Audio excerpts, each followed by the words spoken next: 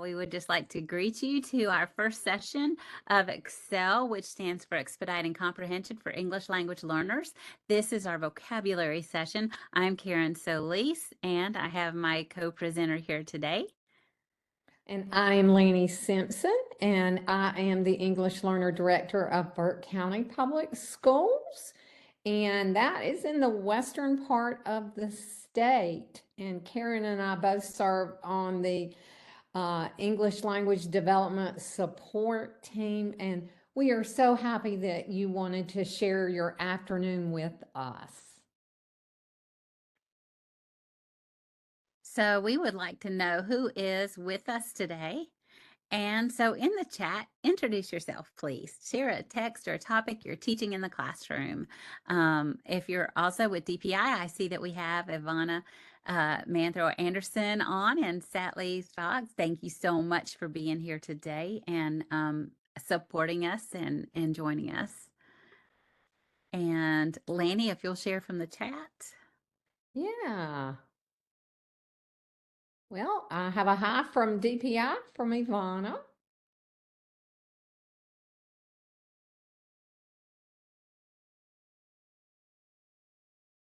Anybody else? And there's Zach Lee joining from Raleigh from DPI. Hi from Caldwell County, William Romero, right next door to me. Welcome.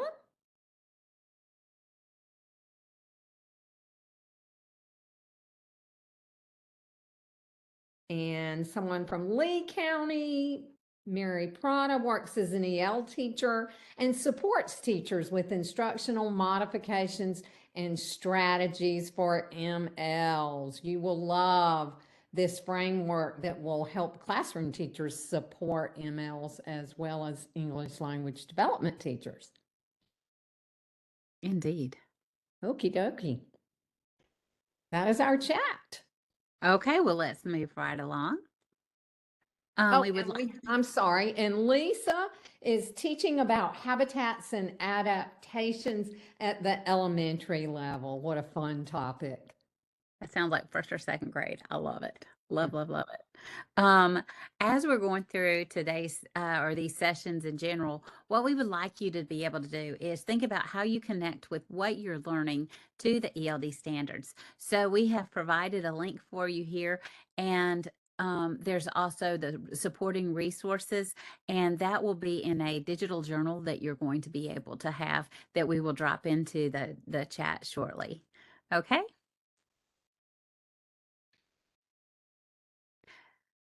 Okay, so for our objectives today, one of the things that we want you to be able to do is to determine vocabulary from the text to be able to teach, to also discover the vocabulary tiers that are an extension of what you may already be familiar with. So that's really important. And then to explore the 7 steps in pre-teaching vocabulary. Last but not least, you're going to create a vocabulary pre-teach mini lesson using a pertinent classroom text. So you will be able to have this skill set as you walk away from today's session.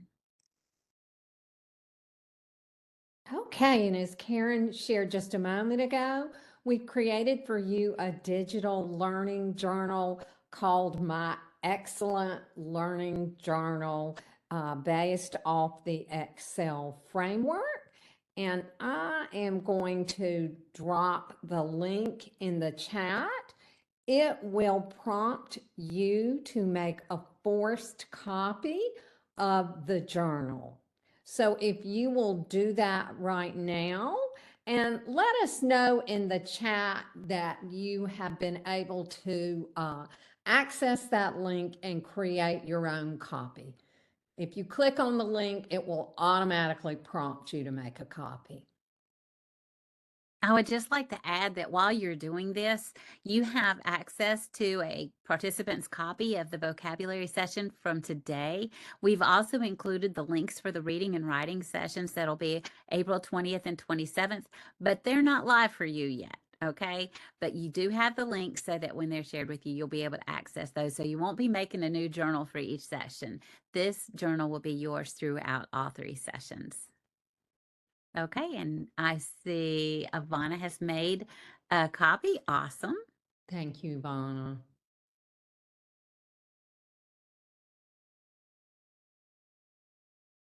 Yay, Lisa. Awesome. Yeah, good deal. If you attended last summer's ML conference virtually, you would have received a digital learning journal last summer, and we modeled this after that learning journal because participants really loved it. And we also thought it was rather beautiful. Yeah, we had so much great feedback for it. Okay. All right. Okay, so I'd like to share with you a little bit about, oh, you want me to repost the link? Okay, let me do that right now. So I have just dropped that link to the Digital Learning Journal in the chat again. Okay, so if you notice, we have a picture of Dr. Calderon on our slide, and she shares in one of her many publications, we've accumulated a collection of school-based and instructional features that are working for all students. And so this framework, as Karen has already shared with you, is the ExC ELL framework.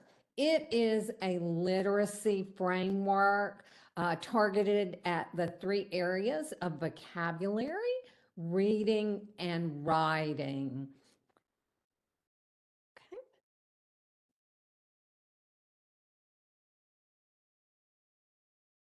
And so Dr. Calderon received funding for the ExC ELL initiative from the Carnegie Corporation. And she crafted it not only as a collection or a framework of instructional strategies for students, but also as a professional development framework for educators. She tested ExC ELL across diverse areas of the United States. In Hawaii, she tested it in New York City, in Virginia, and the results have been truly outstanding. And we want to share a little bit about that with you all. Okay. Okay, so there is a great relationship between teaching academic vocabulary and our English learners' accelerated learning. The average 6-year-old has a vocabulary coming into the schools of about 8,000 words and learns 3,000 to 5,000 more per year.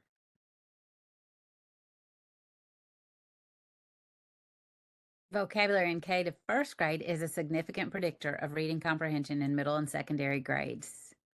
So, what are the implications for our multilingual learners? How many words are your learners learning per year? When you think they've come in with this huge base of home language words, and they're coming in and then they don't have any in this new language, they really need to have focused language instruction. How many are they actually learning in per year? Can you type in the chat? How many do you think? And how much must they read, or do they read, per subject area?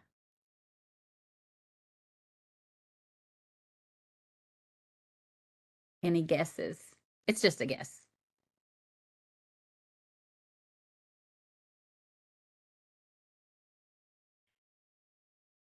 Yeah, and some of you may have your English learners keep their own personal dictionary and add to it throughout the year. So if you do that, that's a great place to look to see about how many words your kiddos are learning per year. William says about 250 words per semester in the high school. Amy says 50.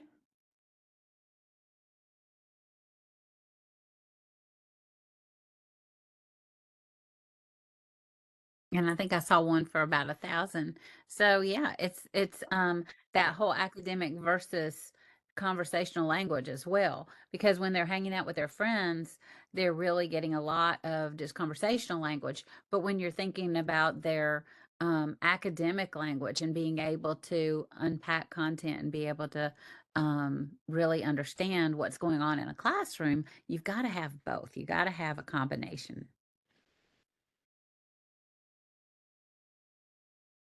Okay, so we've got some gaps. Comprehension depends on knowing between 90 and 95% of words in a text.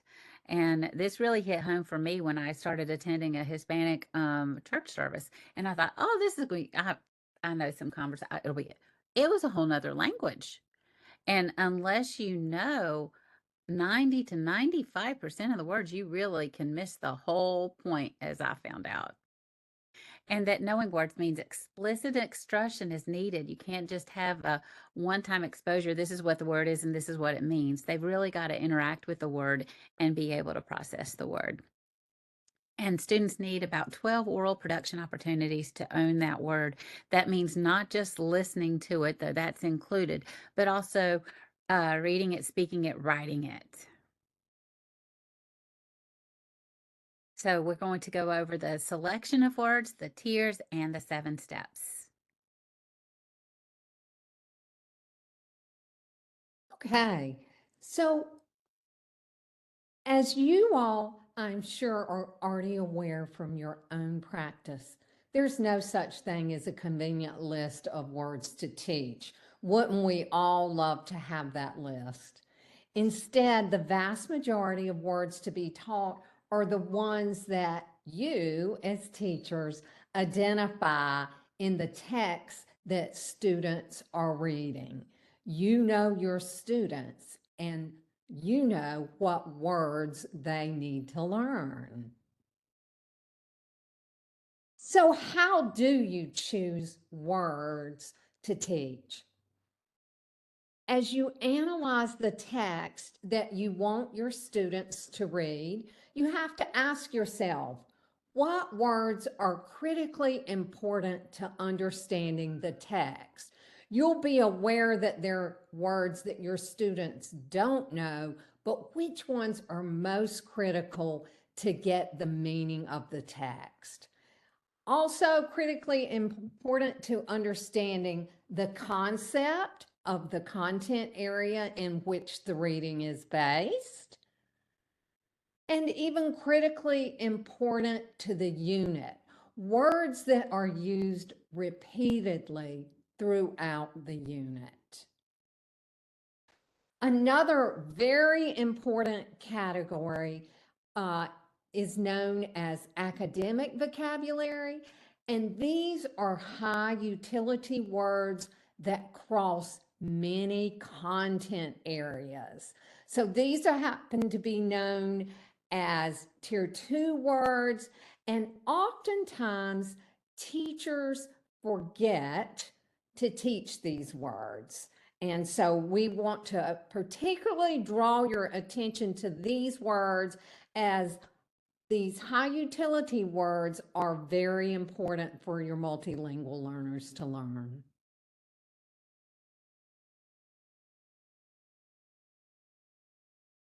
And so, how do we choose those words?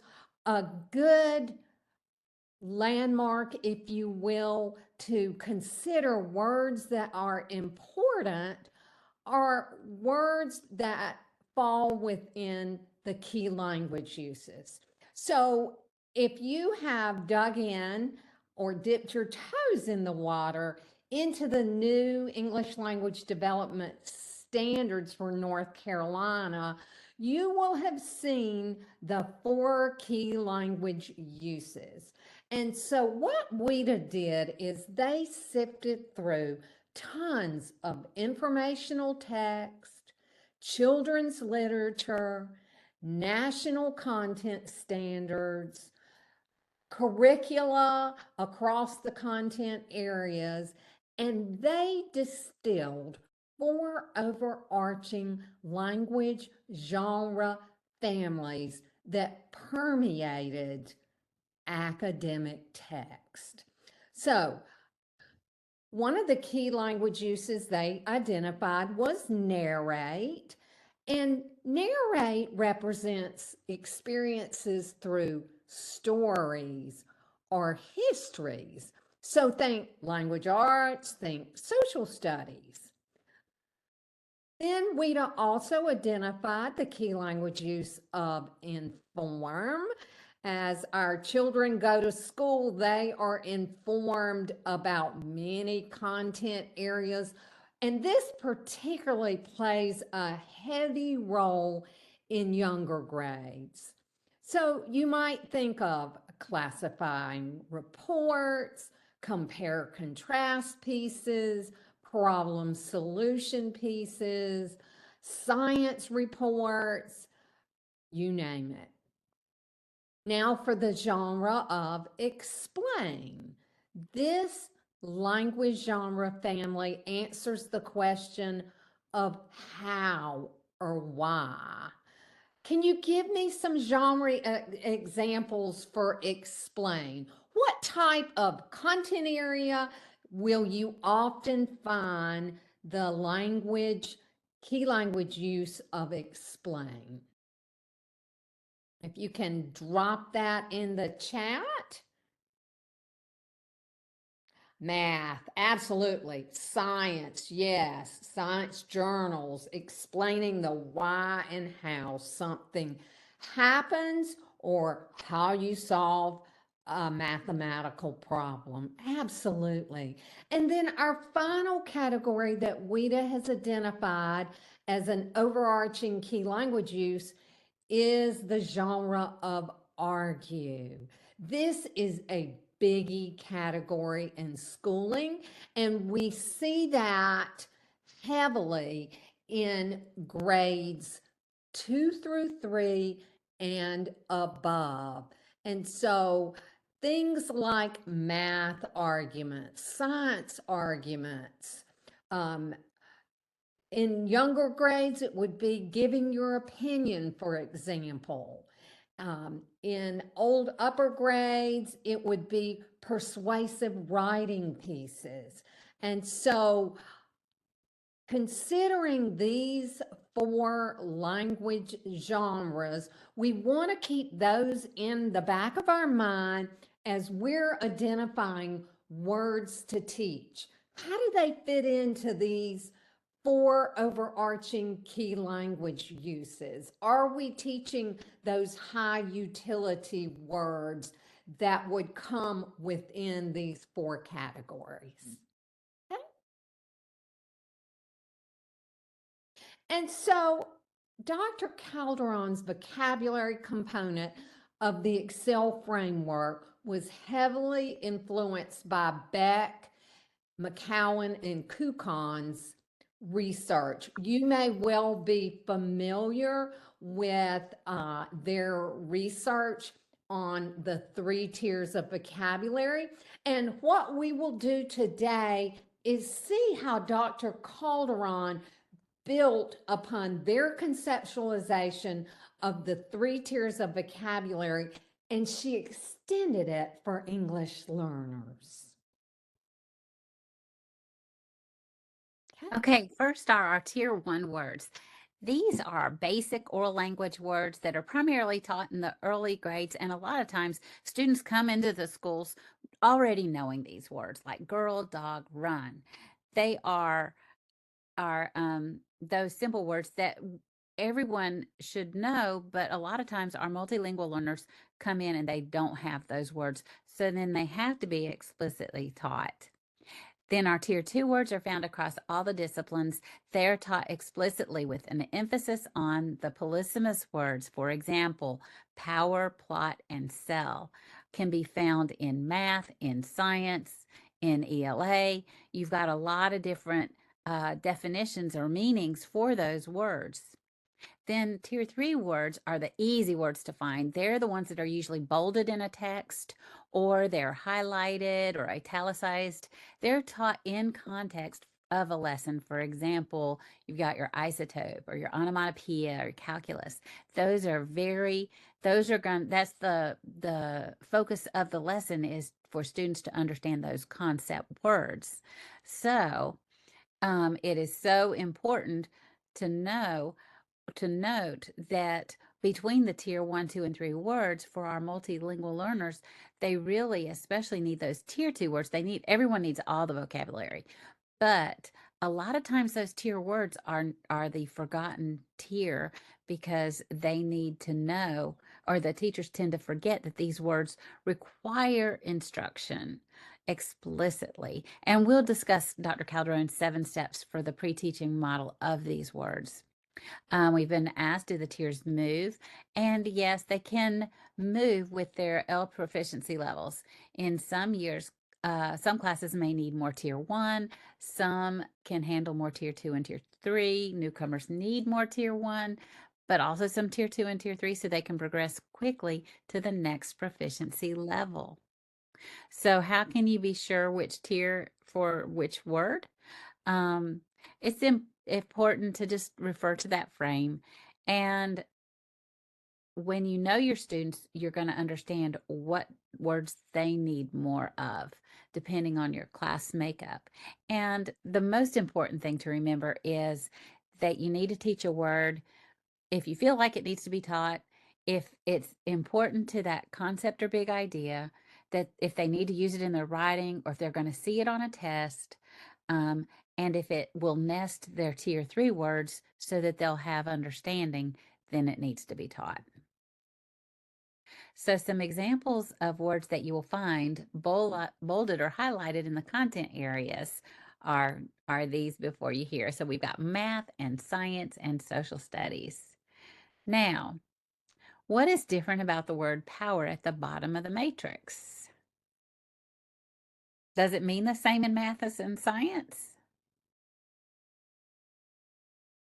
Does it seem the same in social studies? What is it in math? Drop it in the chat. What is power in math?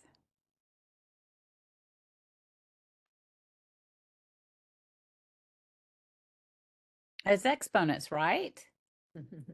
And then in power in science? Yes, thanks, Mary. Ooh, Right.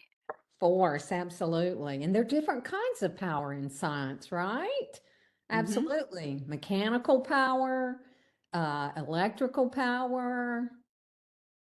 And then in social studies, what is power? Who's in power, right? Not necessarily empowered, but Ah, in power, right? The a ruler, the ruler. government. Government. So let's find out. Um, tier 2 words are the high utility words, also known as the polysemous words. So these are the words that have the many meanings across the content areas. They have a lot, our multilinguals have a lot of challenges in comprehending these, which is why they're so necessary to be specifically taught. They're tier 2 words because of their multiple meanings, and they also include phrasal clusters, idioms, and connectors, like in addition to or moreover, that can prove difficult for our multilingual learners and also take that academic texts to another level, a higher level of discourse. So these are some examples in the cloud right there of how you can have on a, like for instance, a fourth grade test, what state do you live in? And then state the reason, and that can throw them when they have that word used in a test question, when they have to state something and they're thinking North Carolina is where I live, that's the state, if they haven't been explicitly taught that other definition for state. And Karen, I think you're so right in that we tend to forget that those words need to be taught because at first glance they tend to look fairly simple to native English speakers. But when you dig deeper and ask yourself, regarding polysemy or multiple meanings, then we realize how these words are in fact tier 2 and do need that explicit instruction. Thank you. Yes. So, to explore this a little more for you, we're going to have a breakout session. Um, we have uh, in your journal a tier 2 polysemous word activity. You're going to have a word assigned based on the number of the breakout room that you're going to be in. And then you're going to come up with as many meanings for the word that you're assigned as you can within 5 minutes. We're only going to take a short amount of time for this, but it really, we have found, opens your understanding of how this really impacts our multilinguals. So you'll need a discussion moderator, a timekeeper. Remember, this is only for 5 minutes. And you're going to want to see how many you can make. A scribe, and everyone will be able to type on the document, and a spokesperson. So we will be sharing out the meanings that you have come up with. Take a minute to brainstorm individually, and then each person is going to share their meanings that they were able to come up with, and you can scribe in your journals, and then you're going to prepare for sharing out during our debrief. If you are in group 1, if you're in breakout room 1, you'll do plot. Group 2 is breakout room 2, we'll do divide, and group 3 will do prime. So when you are assigned to your breakout room, you will just go and look and see which one you are doing, and then you can just jot down the different meanings that you have. Okay. And you can type that into your own digital learning journal if you would like, or jot it down on a post-it note, whatever works for you. Okay, I'm going to start the breakout sessions. All right. So now let's share out. So who would like to go first? Plot, divide, or prime? I can have a volunteer to unmute, or we can just pick someone. Who would like to go first?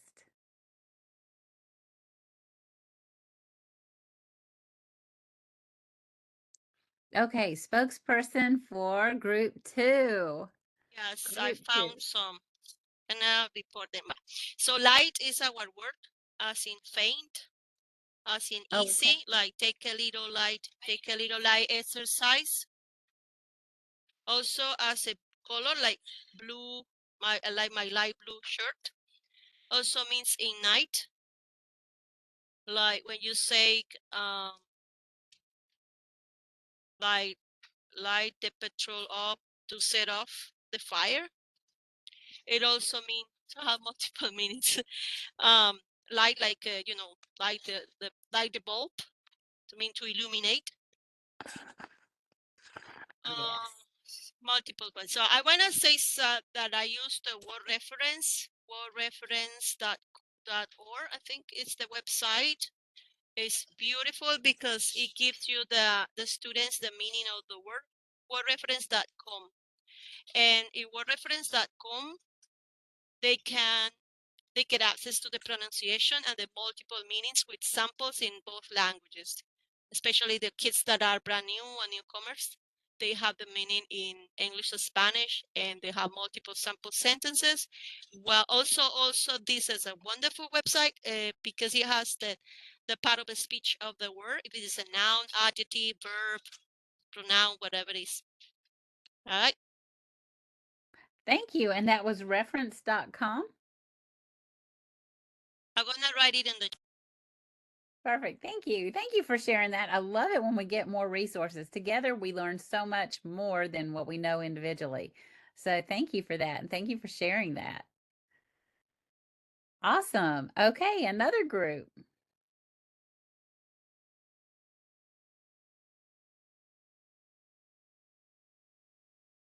Wordreference.com. Group 1 had the word plot, and we thought about it in terms of meanings across subjects. So I think science was like a piece of land, and then math, like plotting, putting points on a graph, and ELA was like the storyline, and social studies was like people working together against something, like plotting against someone. A conspiracy, I think, was a specific Yeah. example someone gave.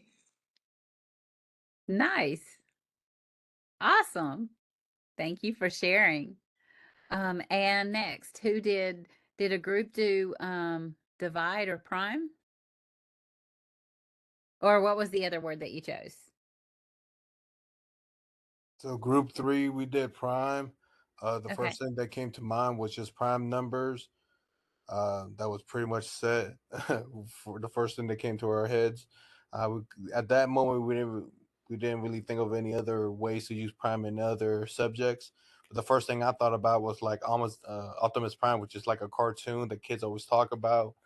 But at the same time, you also think about business, like Prime Amazon, Prime Videos and stuff.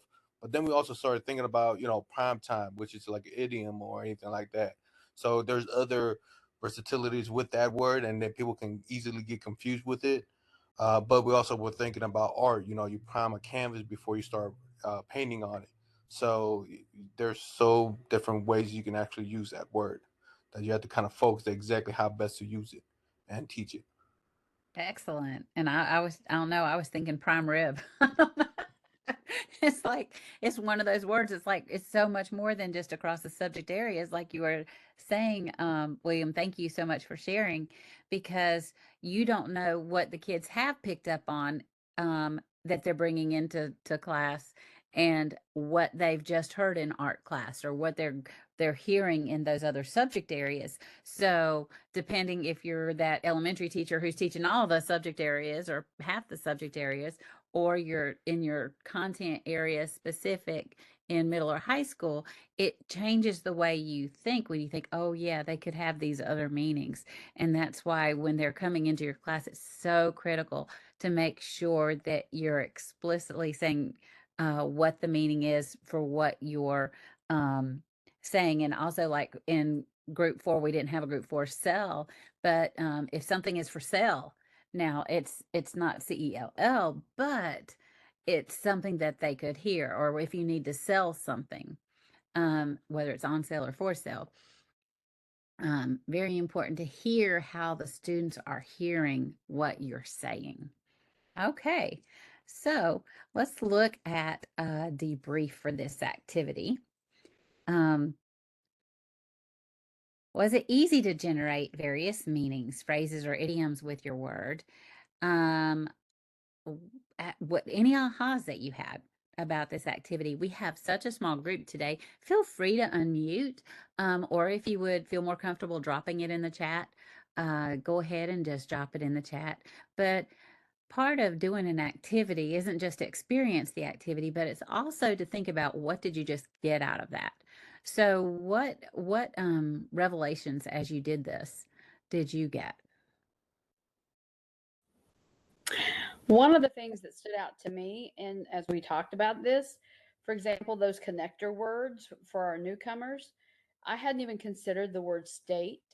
They learn state because they're in North Carolina, but I was a former content teacher, and so of ELA, and so you're used to stating the main idea, and all of a sudden Yes. I went, oh, there's this whole realm of connector words. I need to really start focusing and making sure I'm covering for my kids so they understand the nuances of things. That's something that stood out for me. Right, and William dropped in state your case or state of mind. Excellent. Yes. Thank you for sharing that. Any other ahas or realizations as you were doing this? Well, it's helpful for me to think across the content areas, and how to help me figure out, the different meanings that we do need to teach the students. And also, it made me think about unit will be teaching in the word population, and how a lot of the fifth graders will be familiar with it in the context of an ecosystem. But even though population is very similar in, in the context of social studies or in daily language, they may not make that connection. So just kind of making sure they know that, yes, in this specific context, population means this, but it also means that in this context, Awesome. Great insight. Yes. And to explicitly bring that to their attention, because they may realize, I've heard this word before, I may know this, but when you get it out there at the beginning and explicitly address that, they're able to make clarifications and make sure that their understanding is clear from the get-go. Awesome. And yes, Lisa, I see there are far more definitions and interpretations for words than at first glance. Indeed. Indeed. Thank you for that. And I would like to add that it is so important for us to be collaborating with our content area colleagues so that we are aware of the words that they will be encountering in the Reg Ed classroom. And that helps us in determining how we need to come alongside or collaborate in order to integrate with our colleagues. And so that brings to us to our tier 1 words. And one thing that we really wanted to point out to you all is, as we've shared, Karen shared previously, that tier 1 words are everyday words used in oral conversations. And these are typically words that native English speakers master in the early grades, but not so the case for our multilingual learners. Also, we need to keep in mind that tier 1 words can depend on the grade level. Think about it. How about the word community?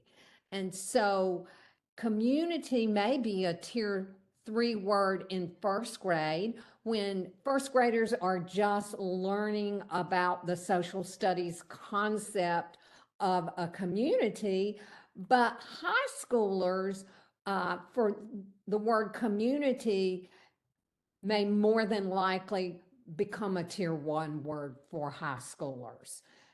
Still important for our multilingual learners to learn. And so we'd like to give you an opportunity to practice the tiers. And so we're going to do another breakout session. And so we have a reading selection from Common Lit, and it is called The Story Behind Your Dreams. This is an informational text. It's 7th grade level. And we'd love for you all to read the passage within your breakout room and find examples of tier 1, tier 2, and tier 3 words, and note those words in your digital journal. You will not want to drive yourself crazy worrying about, oh, is it tier 2 versus tier 3? One thing that Karen and I have certainly learned across time in teaching with the ExC ELL framework is that we are not as concerned about, oh, is it tier 2 or tier 3, but does it need to be taught to our students? Is it critical to the meaning of the text? So keep that in mind as you are working on tiering words that you come across in this particular article that you feel is critical to the meaning of the text. And so, oops. And I just want to also refer you up here in the top right, we have this triangle to remember that the tier one words are those words that are kind of like your foundational words. They're the largest number of words that your students should come to you already knowing.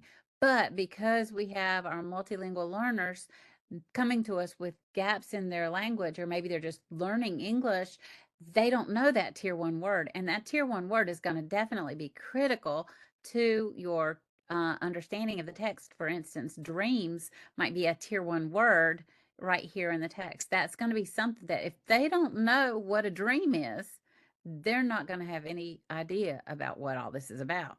So those again are those everyday easy peasy words. Your tier two words are those connectors that connect your concepts and your context ideas in the text, and then and they can be polysemous or they can be the phrases. And your tier three words are those the content, or the word just left me, the specific to the content that you're speaking, your academic language. Okay. And I have um dropped the link in the chat, and use the second link. The first link was not the correct link. Use the second link. And can you give me a thumbs up and let us know if you are able to access the article, the story behind your dreams, before we go into breakout rooms? Also, while you're looking for this and making sure that you have access to the article, you are going to be selecting some of these words to be able to teach later in today's session. But it won't be difficult, and you'll be ready to do it. Don't worry about it. But I do want you to make sure that you do have some words down so that you can find examples of tier one, two, and three words And can from you this article. I'm sorry. And can you respond in the chat if I see a thumbs up from April. Thank you, April.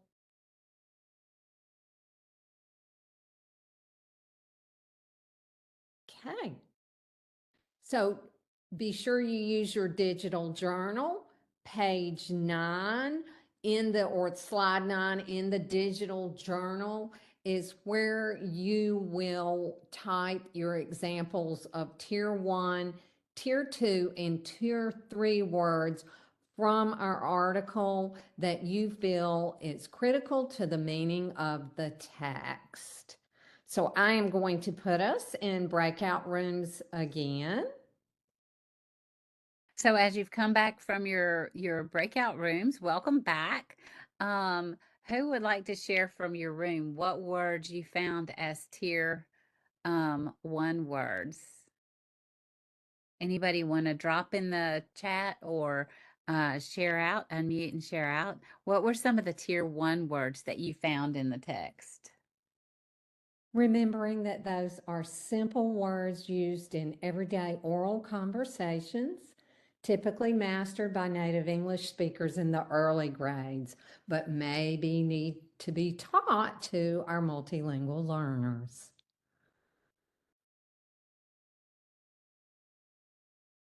Oh, good. Did we William, start? yes.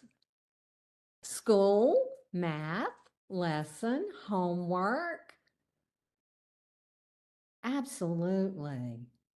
Scratching your head is an idiom. So, right. And so we typically use scratching your head, and idioms would tend to fall into the tier 2 category.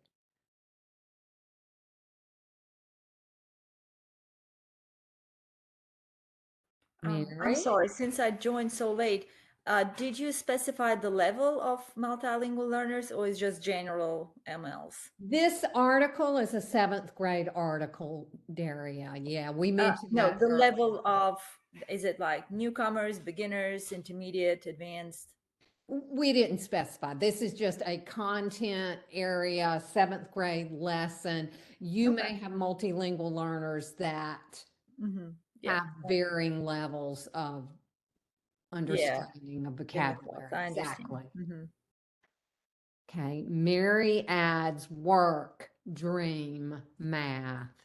Okay. Absolutely. Just, well, yes. Okay. I have a question because I was thinking again, if it's a seventh grader and my brain went to my kids that are my long-term MLs instead Uh-huh. of my newcomers.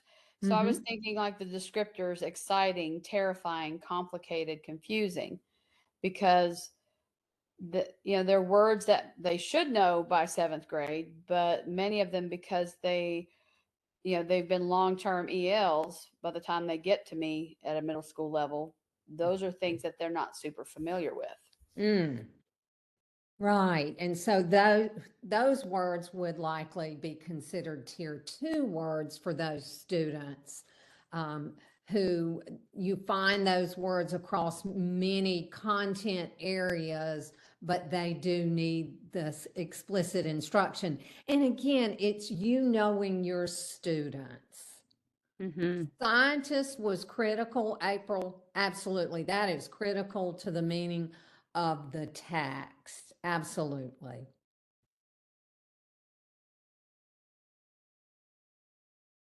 Okay, and any tier 3 words. What tier 3 words did you run across?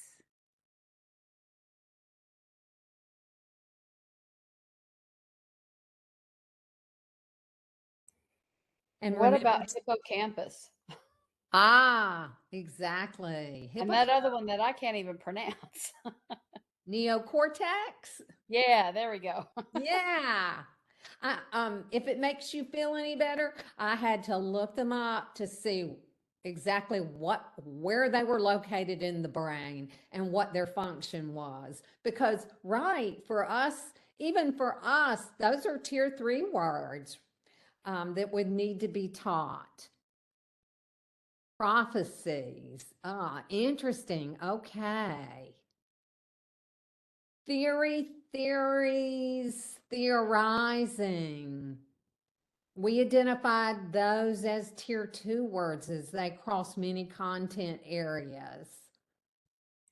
Would Saturday morning cartoons be a tier 2? Hmm. Because it's not a common thing in 2023. That's an interesting point. For my generation, it would have been a common thing, but you are absolutely right. And Margarita Calderon considers phrasal clusters to reside in the category of tier 2, and they need to be taught. And so, considering the background knowledge of your students, I think you're absolutely correct. Now, that could be taught on the run with just a brief little clip of a cartoon. And we'll talk more about knowing when to teach words on the run, or whether we want to use the 7-step pre-teaching that we will get into shortly. Hazy. Very good, Monica. Yes, we felt that was a tier 2 word when we considered the multiple meanings of hazy. And in the article, it was used in the context of an unclear idea versus a hazy day, which would be indicative of fog or smog, for example, or pollution. Or you could also confuse it with a hazing, Oh, my. because it sounds like it's a similar thing. So depending on what text you're reading, whether social studies, ELA, I could see also how students could get really confused with that. So, Absolutely. Okay. So, if you'll notice on the slide, we these are the words that Karen and I identified, and it is truly not an exhaustive list, but we identified the simple words of dream, benefits, thoughts, memories, that would be critical to the meaning of the text. And you want to be sure if you have newcomer students in your class that they understand those words. Tier 2, we identified solution, theorize, theory, multiple meaning words, and the phrasal cluster makes sense of.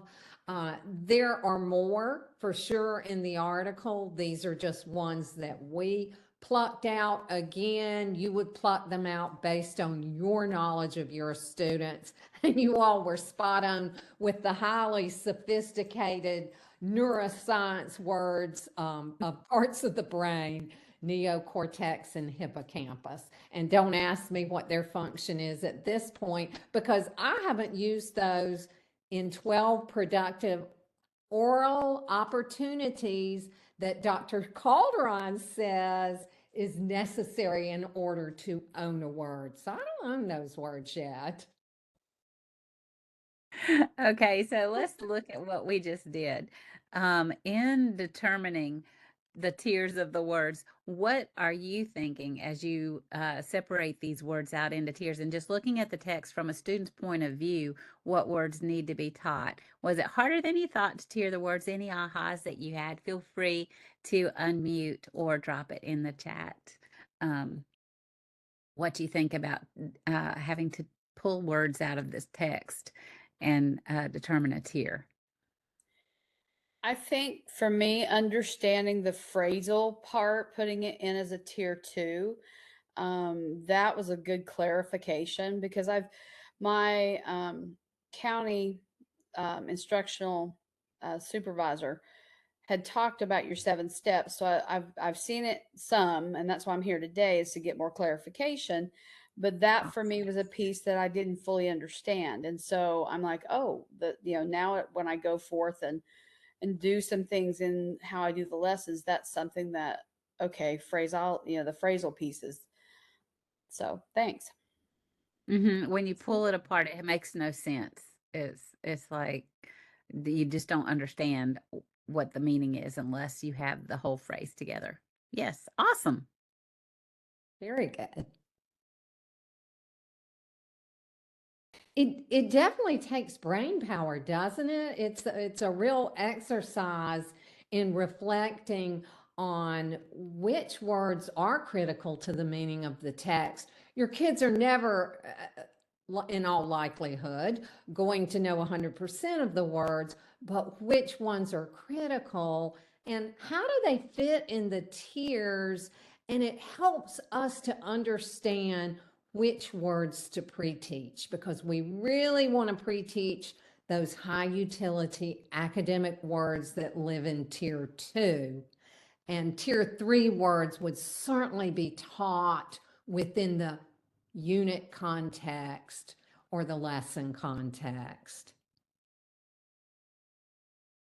And so one thing we wanted to share with you is a tool, and this is called the Academic Word Finder tool. This tool lives in the achievethecore.org, and it is very helpful in finding tier 2 words. Now, one thing that I would like to caution you on, and I'm copying the link and I'm going to drop it in the chat. And this tool will actually allow you to paste text into a box, and then this tool will actually analyze for the presence of tier 2 words.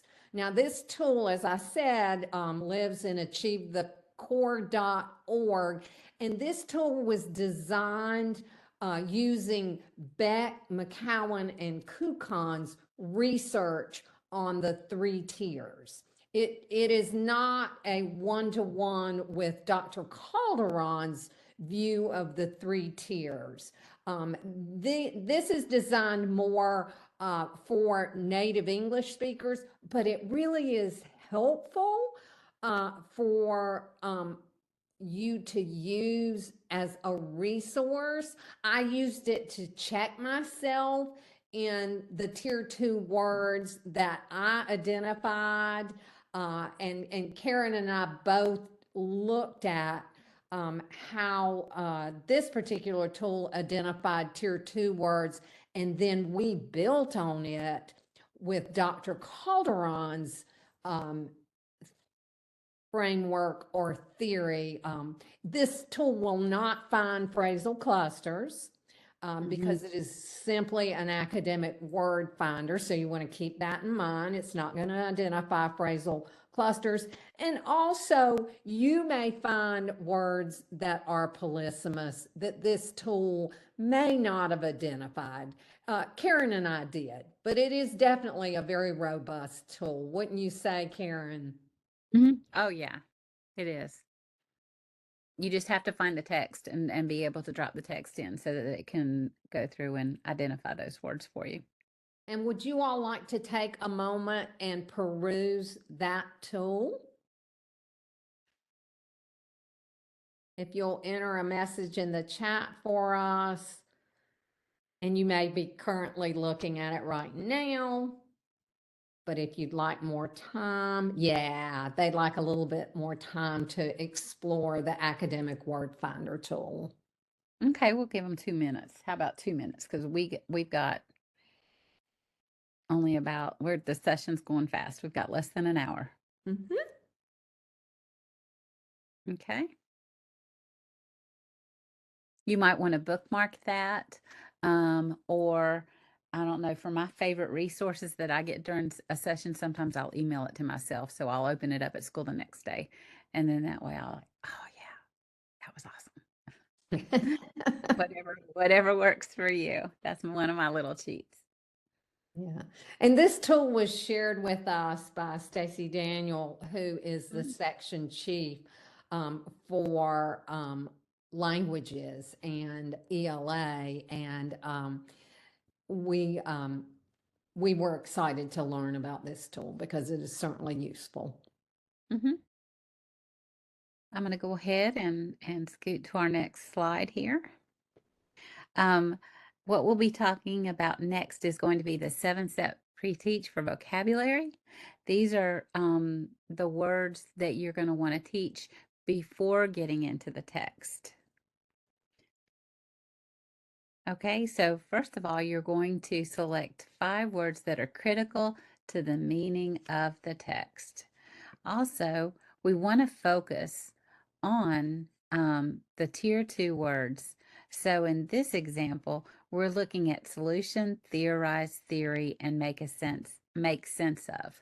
So the goal is to spend 2 minutes on each word, so that, for instance, with these 4 words, you'd have a total of 8 minutes with the students on teaching these words and then getting right into the text.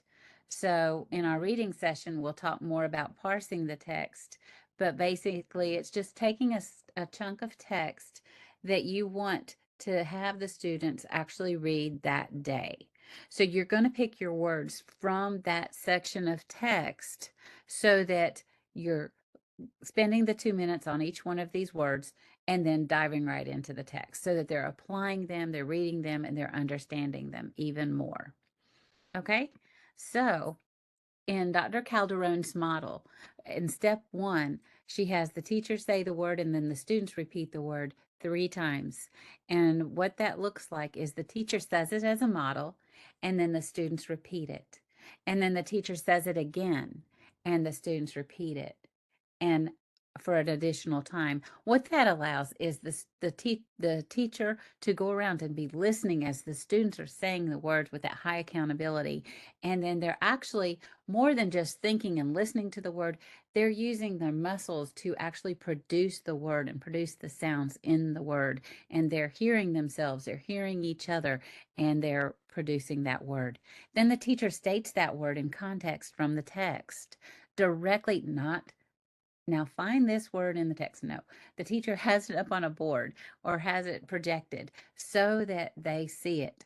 And the teacher reads the statement Okay, then next the teacher is going to provide that dictionary definition of the word and a student-friendly meaning of the word, an example perhaps. And then the teacher highlights some kind of grammar, spelling, or polysemy. It may be that this is a past tense word, or this is an adjective, or what you might see if it's a cognate or if it has one. Now, step 6 is the most important step. Step 6 is when the students are going to orally engage in the word with a partner to develop that word concept knowledge in a sentence frame that the teacher provides.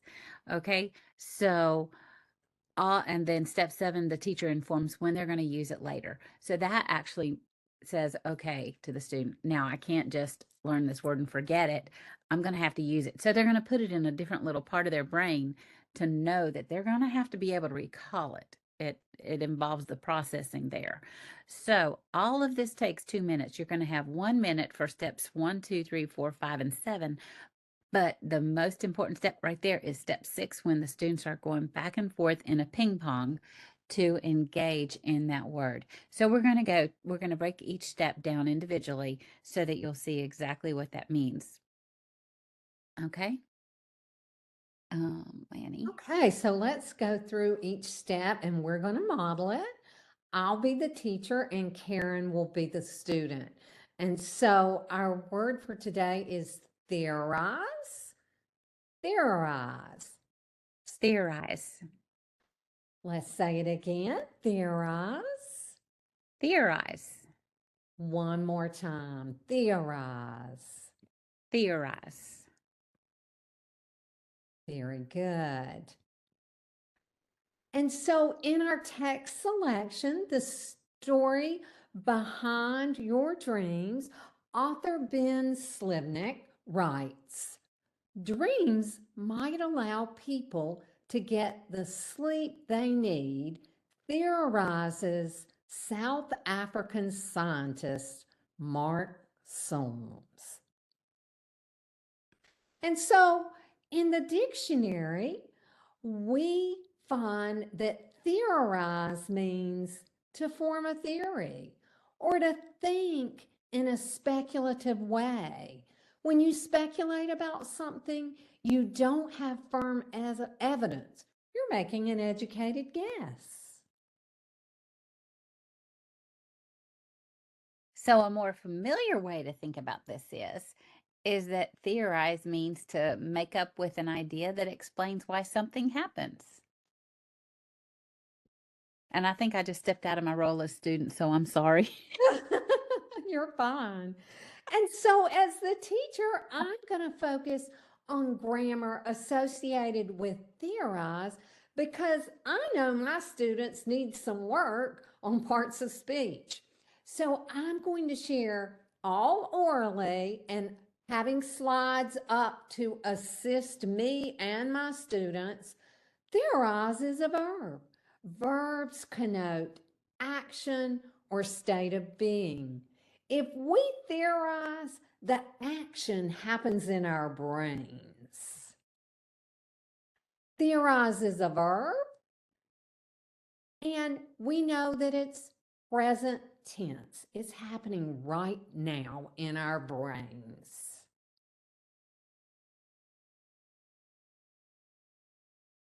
Okay, so next in step 6, oral ping pong. This is when their 1 minute of student oral engagement. They're not writing anything down. The teacher's going to provide sentence frame that shows the students understand the word meaning. So Lainey and I are going to ping pong back and forth with theorize. Notice that theorize is in the sentence frame so that students have to say it. They can't just give each other responses back and forth in the blank. They have to say the whole statement. So I'll start, Lanny. We can theorize about the best diet because no one knows for sure. We can theorize about flying saucers because no one knows for sure. We can theorize about dogs going to heaven because no one knows for sure. It could just go on and on.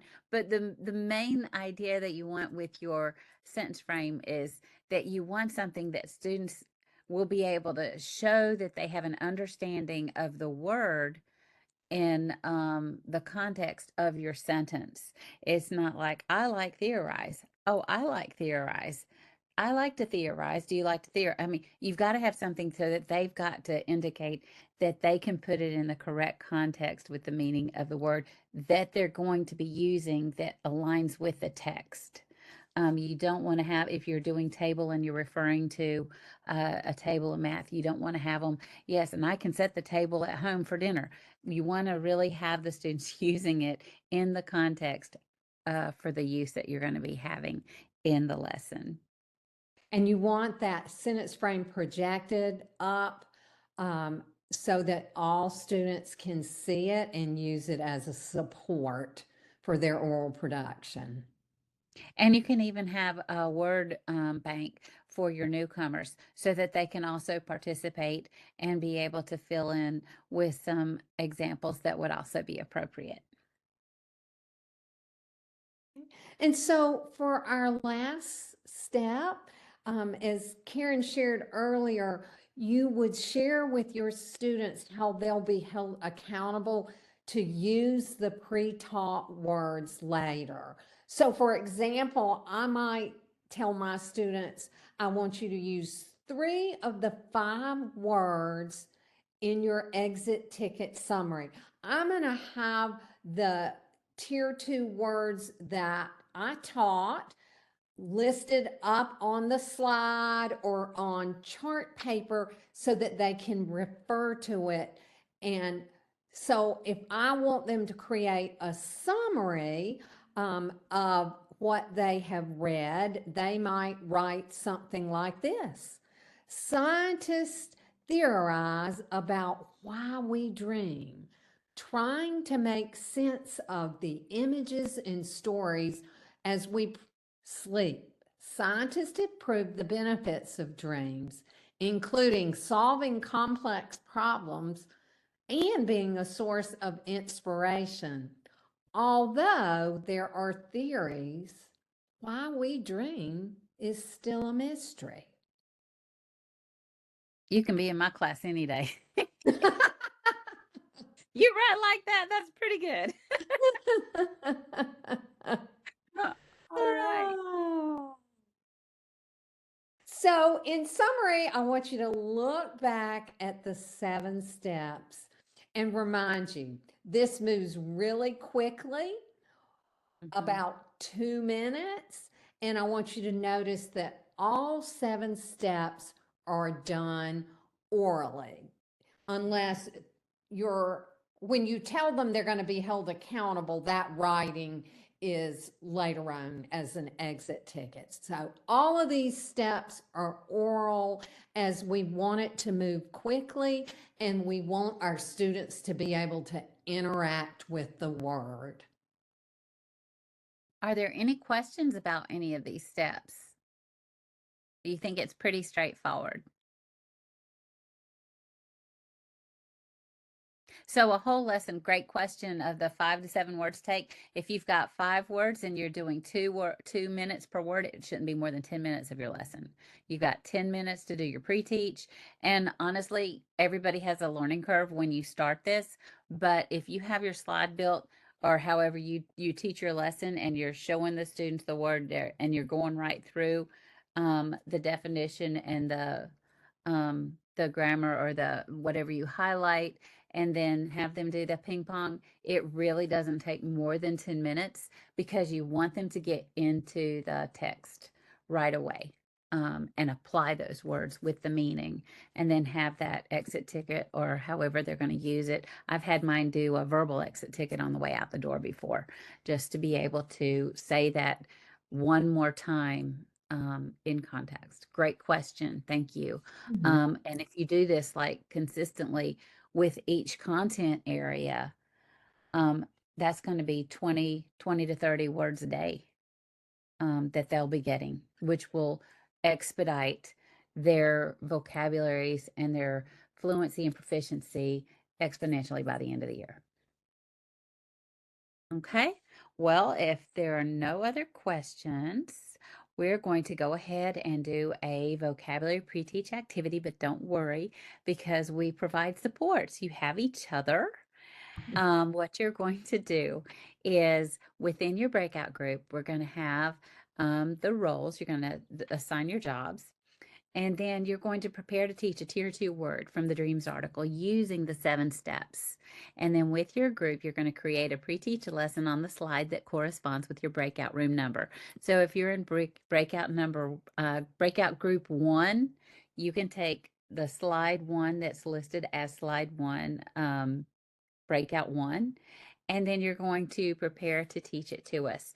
Now, because we have such a small group today, we can share these out before we close today, because just seeing this model or seeing this framework and not experiencing it or applying it, you won't walk away with the skill set that you will if you actually use it. So in your group, you're going to choose a word, just choose one word, and then you'll click on to the link to the 7-step vocabulary pre-teach, and then go ahead, and we have listed out the 7 steps, so you don't even have to do anything but build your part with your one word, and then we will share that. I've dropped in the link. Um, I'm sorry, I've dropped in the chat the link for the 7-step vocabulary pre-teach. As Karen shared, these are slides. Each group will have one slide with the 7 steps, and you all will decide corporately what the tier 2 word would be that you would want to pre-teach to your students, and then develop your 7 steps. Your digital learning journal also has the 7 steps that you can see as a cheat sheet. Okay, welcome back. As you're coming back, I can see some of you are still working. You are building your 7-step vocabulary pre-teach lesson. And this is like we were saying earlier, when you're doing this for the first time, it seems like it's kind of straightforward and everything, but when you have to break it down to do it, it is helpful to have support. If you take this back to your school, if you've got other teammates that are familiar with this Excel model already, then they'll know what you're talking about, and it'll be a great thing to discuss in PLCs or in those conversation with your co-planners. So let's just go, because we're winding down in our time, and I'm just going to go ahead and jump to the group that did emerged breakout room 2. Who would like to teach us this word with just what you have so far, and tell us, just go through it.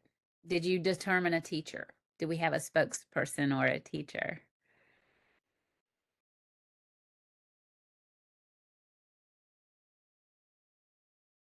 Who was in group 2? Let me look. Oh, you know what? I didn't list out the breakout rooms. I think we were me, and then I think it was April, and I think April is writing right now. Am I correct? And I think so. who else? I was in group 2. Okay, well, just go ahead and take us through. Just talk about you chose the word, and Okay, so do you guys want me to do it? go ahead.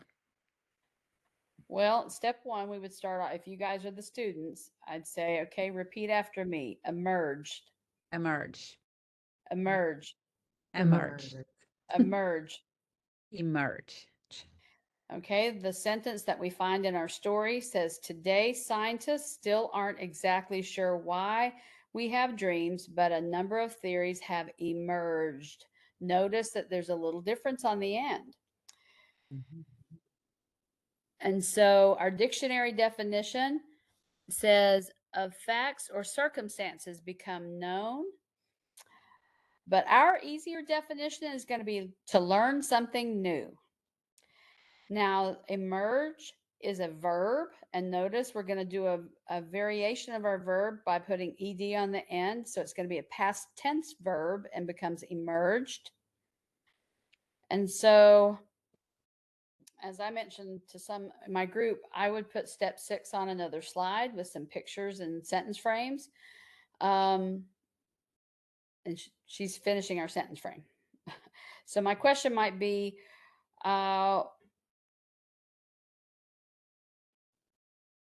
where, oh,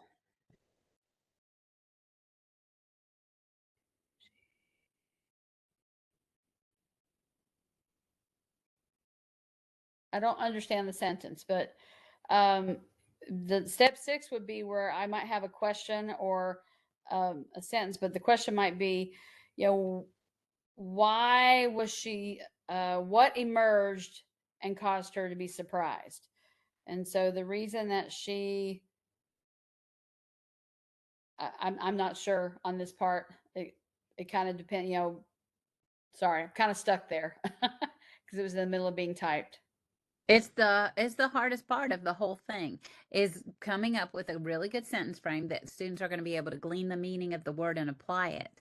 So that's what could we have in that? If you have a sentence that they could use for the word emerged, can you drop it in the chat? Together we are more. We have more brains here. What could she say that we could use for a good sentence frame for students to be able to use the word emerged in a context where they can show their meaning?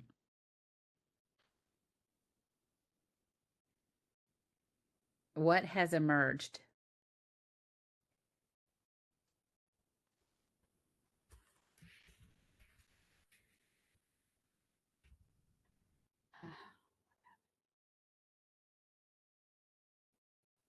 And this would be for a it came to light. They understand something new. Suddenly blank emerged from the woods. Love it, Daria. Great example. No. I'm not using the specific meaning of the word emerge in this context. I'm using kind of wider, because that's what I was thinking, like as in just appear. Because I think then if you learn it as a wider meaning, then you can apply it at the wider range of context. So that I was thinking of something like suddenly something emerged from the woods, and then you can give more examples, that you can ping pong for longer, as opposed if you give a very specific example where only one or two things can fit. Exactly. Right. It's the key for your sentence frame. You want a number of words and phrases to fit so that students can ping pong back and forth multiple times. So a number of theories have emerged, and that could be the same as appeared. And so I really think that that is a perfectly fine sentence frame for emerged in this context. Or you could even say she emerged from the room with joy on her face when she saw blank. Things that would make her happy, right? So they would be able to bring forth a lot of examples, something that they're going to have a lot of things. They would have knowledge of things that make you happier. She emerged from the Swimming pool. yeah, swimming pool, or just anywhere, right? When or from the store. She emerged from the store with a bouquet of flowers, with an armload of groceries. She emerged from the store. I mean, they're something that they're going to be able to use a lot of examples from their own personal knowledge. Okay, let's go on because we're running out of time. Breakout room 3, you chose the word solution. So, someone go ahead and talk us through your lesson.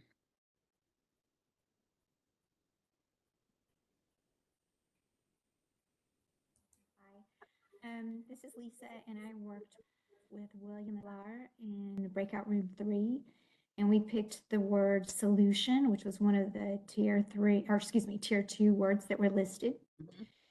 So we can go through that real quickly.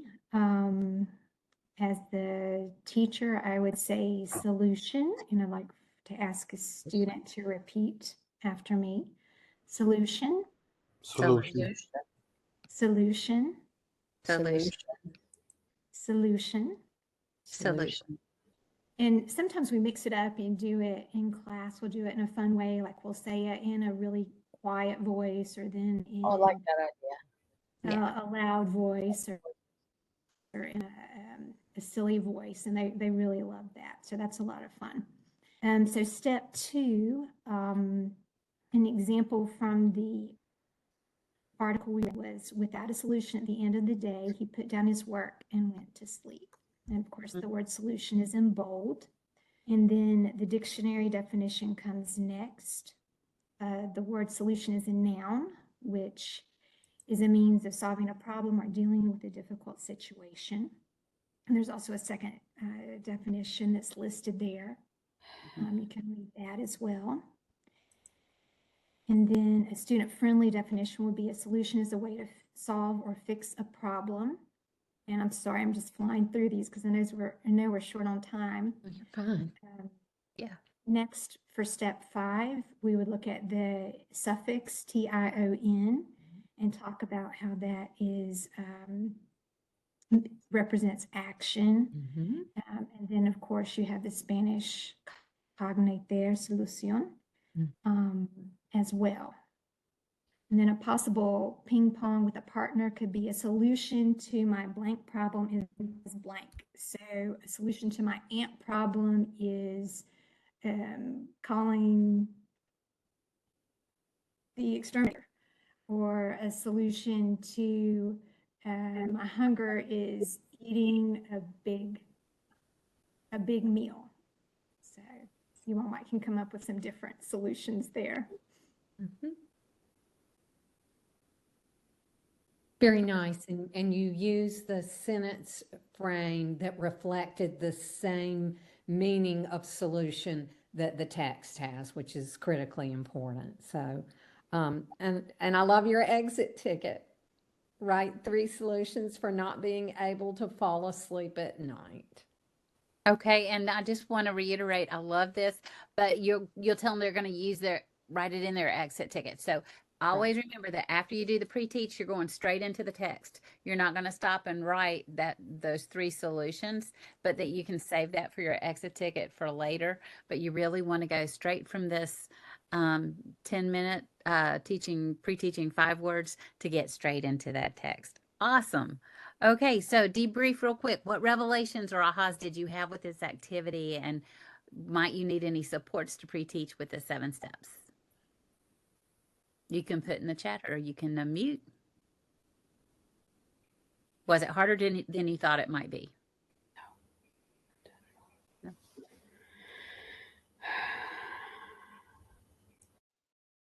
No. I was saying in our breakout group that I think this could be a really powerful, way to help our English learners develop their language.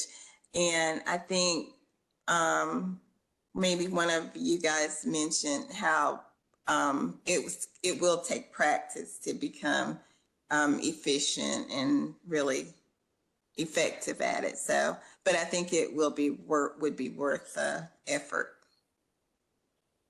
Excellent. Yeah, the research backs it up. The research is amazing. I did not know about this technique until, I don't know, 15 minutes ago or so. And I do pre-teach the vocabulary, but what I was missing from the 7th step, well, I'm sure I missed a lot of elements, but the most crucial elements is this ping pong thing. And I did ask students to come up with an example, but it would be just usually one student that would come up, out of group of, let's say, 15. And I would write that example on the board, and that will be it. But I see how it's important, especially if you can do that, pair up students and let them kind of ping pong it to each other. If you have too many students in the class that they cannot do it, that all of them cannot have the opportunity to do it as a large group. I think this is a very crucial step that will change the retention level and the comfort level of using that word, hopefully. Absolutely. Yes. Absolutely. Because they're putting it in context. They're putting it in context and using the word. They're thinking about it, hearing it, speaking it, And that absolutely, Daria. Thank you for that insight. 100% engagement with all students. So critical. Thank you for sharing that. And We have it included it on page 10 of your journal, so that if you wanted to use it as a draft page as you're doing this in your lessons. We also mentioned earlier that we're going to be that there is other vocabulary you need to teach on the run. Laney, you want to talk yeah, about and so we wanted to share with you just some supporting strategies to use. You all, as ML teachers, are already familiar with realia, manipulatives, pictures, photos. Use Google Image, I'm sure, daily. Graphics such as charts, tables, timelines, whatever you can use to bring in the multimodal features that support our English learners. Interactively, native language, of course, is always a possibility if you're bilingual or even if you're not. It's not that hard for Romance-based languages. And I spoke to you earlier about teaching vocabulary on the run. And so I might teach hazy with just a simple Google image on the run when we are reading the text and then relate it to a hazy idea. I think that's the bell. I think it is. Yeah, we have addressed our vocabulary from text to teaching, the tiers, and what we would like you to do is just make sure you've marked on your calendars April 20th from 4 to 6. And if you could take a moment just to do I think it's what, 5-question survey for attending this session on vocabulary to give us some feedback, we would sure appreciate it. Thank you so much for your time and your attention today, and for your participation and engagement. It makes it so much more meaningful when everyone participates. Thank you so much. Have a great evening. And I've dropped the exit ticket link in the chat for you for easy access. Okay, are we done, I'd ladies? like to chime in with Karen, thanking you for your attendance. We have resources that we will share with you on our next section, which is the 20th, and we will do reading.